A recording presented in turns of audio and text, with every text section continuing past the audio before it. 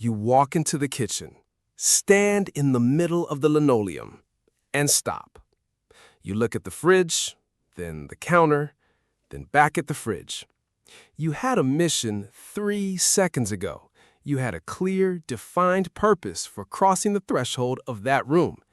And now, nothing. Just a blank, quiet space where a thought used to be. It's not just the keys you left in the freezer or the appointment you completely scrubbed from your calendar. It's the way your chest tightens when you realize it's happening again. You start to perform that familiar internal check. Am I tired? Am I stressed? Am I finally losing it? We tend to treat our memories like a digital storage drive, assuming that if we can't find the file, it must be corrupted. We worry that the hardware is failing. But the reality is that the people who struggle with these daily erasure moments aren't suffering from a broken system. They're dealing with a system that is, quite often, doing exactly what it was designed to do, just perhaps a little too well. To understand why this happens, we have to look at the limitations of your working memory. Think of this not as a massive library, but as a small, high-speed desk in your prefrontal cortex. It's where you process information in real time, holding on to facts just long enough to use them before either committing them to long-term memory or discarding them. The research is quite clear. This space is incredibly limited. Cognitive scientists often refer to this as a bottleneck. While we like to imagine our brains are multitasking powerhouses, the architecture suggests otherwise. When your desk is cluttered with complex thoughts, emotional processing, or intense focus on a specific project, there is physically less room for maintenance data. When you walk into a room, you aren't just a blank slate. You are carrying the cognitive load of everything you were just thinking about. If that desk is already crowded with a lingering thought from 5 minutes ago, there is no bandwidth left to hold on to the task of why you entered the kitchen. It isn't a failure of intelligence. It is a fundamental mechanical limit of human processing power. I've noticed that the people who forget the most are rarely the ones doing the least. Often, they're the ones doing the most internal work. You walk into that room, but your mind is already miles away, untangling a conversation you had yesterday or building a new idea from scratch. You're not distracted because you're unfocused. You're distracted because you are hyper-focused on something else entirely. It's like trying to listen to a symphony while you're busy trying to write a novel.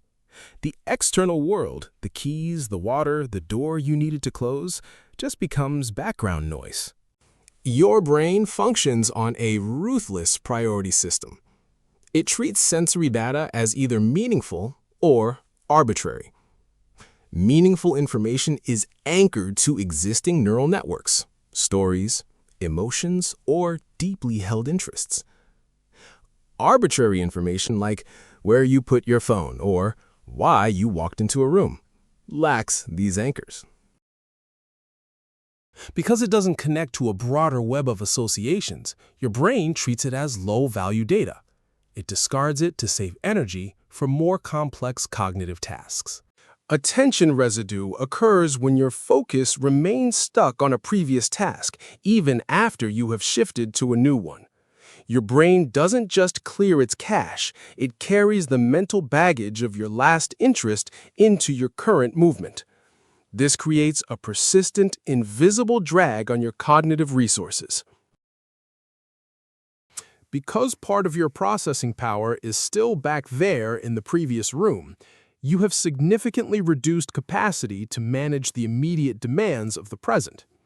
Ultimately, this is a matter of bandwidth allocation. You aren't losing your memory. You are simply overtaxed because you are attempting to hold two different realities in your conscious awareness at the exact same time. There is a private, low-grade shame that follows you when you constantly lose track of things. You start to internalize the idea that you're flighty or that you don't care enough to pay attention. You see others gliding through their days with a seamless, organized grace, and you wonder why your own mind feels like a sieve. It starts to feel like a character flaw rather than a cognitive quirk. You apologize for it constantly, making jokes about your own absent-mindedness just to beat everyone else to the punchline. You feel like you're failing the basic requirements of adulthood, and that sense of incompetence slowly bleeds into how you view your entire capability. But you have to realize that this self-judgment is based on a false premise. You're measuring yourself against the standard of mechanical consistency that your specific brain was never built to maintain. You aren't failing at being a person.